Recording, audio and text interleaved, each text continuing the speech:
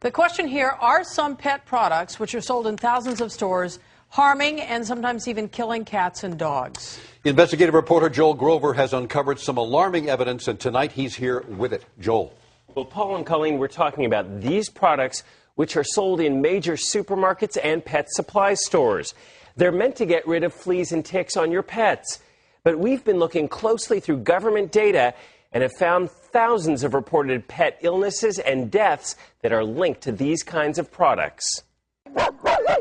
Let's face it, for many of us, pets are like members of the family, which is why it would be so devastating if your dog were to suddenly collapse. Twitching, convulsions, seizures. Or if your cat were to drop dead. I felt like it was my fault because I had applied the product. After you used an over-the-counter pet product, which is approved by the U.S. EPA. Do I want to risk my own cats to that? And I have 6, and the answer is no. The products we're talking about are popular flea and tick shampoos or drops.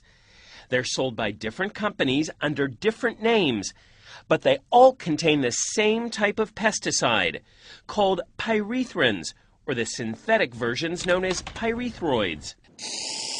These are the same pesticides used in well-known products to kill bugs around your house.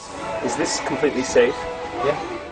That's what Heidi Wohler of Santa Clarita says they told her when she bought BioSpot flea and tick shampoo for her 2 cats, Hummer and Samson. I read the directions and I followed them thoroughly. But within minutes of applying the shampoo, Heidi says both cats began having seizures, especially Hummer. He's shaking, he can't breathe. Samson was saved by an emergency room vet, but Hummer didn't make it. He died a horrible, violent, fast death.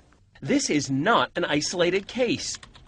We looked through the EPA's database of reported incidents involving domestic animals from all products containing pyrethrins and pyrethroids. We found numerous cases of animals whose skin was burned, animals who had seizures and vomiting, tens of thousands of reported incidents, including thousands of deaths.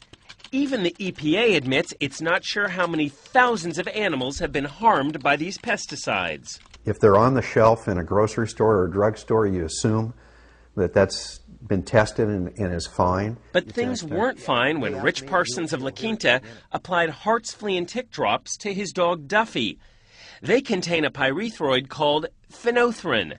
The following day, Duffy was having seizures, and 2 days later he died at this animal hospital. This was not a pleasant death. This was really a devastating loss for us because he just meant the world to us. In fact, there are entire websites where pet owners report illnesses and deaths after using products containing pyrethrin and pyrethroid pesticides. How's he doing? Good. Yeah. Well-known veterinarians like Dr. Jeff Werber of LA say a certain percentage of pets have adverse reactions to these products. We do know that some of these products can be toxic. We don't necessarily know to what degree. That's why so many vets and groups like the Humane Society are speaking out against these products. There are absolutely safer alternatives generally across the board. But these companies all insist their products are safe. It's unconscionable. It's unacceptable. When Rich Parsons' dog Duffy died, his vet wrote that it was a reaction to the insecticide in the Hart's drops that contributed to the dog's death. But Hart's brought in its own experts to review the case, and they denied any responsibility, blaming Duffy's death on underlying health problems. He's a perfectly healthy cat. And when Heidi Wohler's cat Hummer died, her vet wrote that based on the cat's symptoms, the pyrethrin in the BioSpot shampoo contributed to Hummer's death.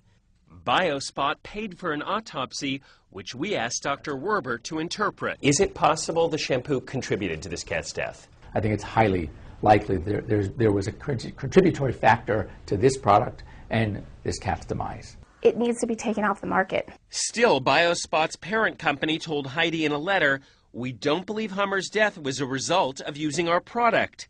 But they never did explain why the cat died. Pets are part of our family, and he trusted me.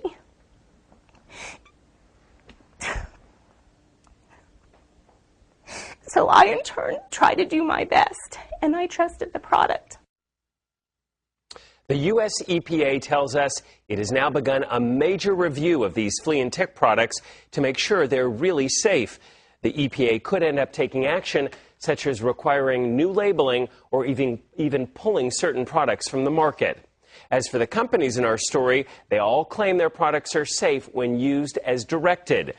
Hartz also told us its flea and tick products have the lowest number of reported adverse events compared to other brands.